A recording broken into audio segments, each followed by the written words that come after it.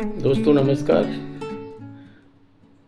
मानव दृष्टि चैनल पर आपका हार्दिक स्वागत है। 21वीं सदी के आधुनिक युग में जहां विज्ञान और तकनीकी का बोलबाला होना चाहिए था, वहां धर्म राजनीति का सबसे बड़ा केंद्र बन गया। चाहे वह अमेरिका के चुनाव हो, मध्य पूर्व का संघर्ष हो या दक्षिण एशिया की राजनीति, धर्म केवल आस्था का विषय नहीं है बल्कि सत्ता की चाबी बन।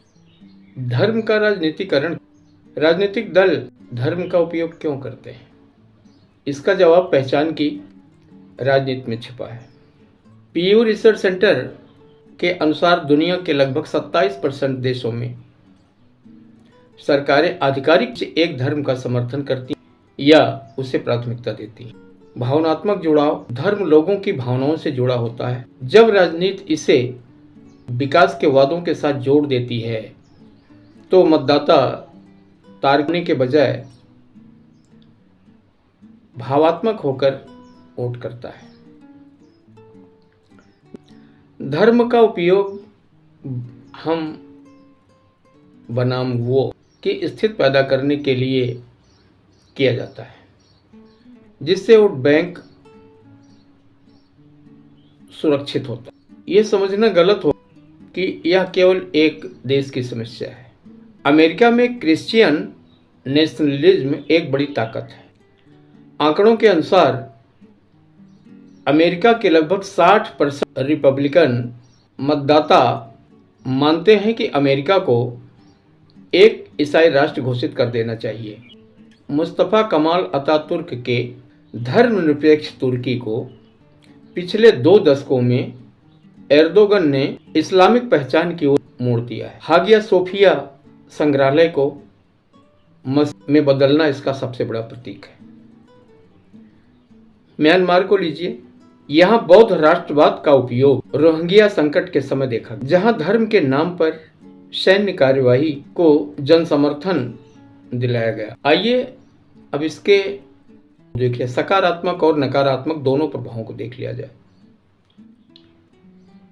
एक तरफ सामाजिक सेवा, दूसरी तरफ राजनीति में धर्म का उपयोग हमेशा नकारात्मक नहीं रहा,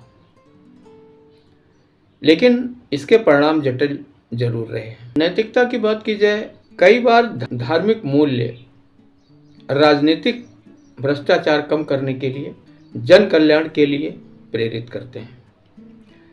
जैसे लैटिन अमेरिका में लिबरेशन थियोलॉजी। नकारात्मक प्रभाव देखा जाए तो कुछ चुनौतियां सामने आती हैं, जैसे अल्पसंख्यकों का हाशिए पर जाना। जब बहुसंख्यक वर्ग धर्म का सहारा लेता है तो अल्पसंख्यक वर्ग अपने आप को असुरक्षित महसूस करता है। लोकतांत्रिक संस्थाओं का कमजोर होना। धर्म के नाम पर उठाए गए कदमों पर सवाल उठाना, इस निंदा या देशद्रोह करार दे दिया जाता है। विकास के मुद्दों से भटकाव। शिक्षा, स्वास्थ्य और बेरोजगारी जैसे बुनियादी मुद्दे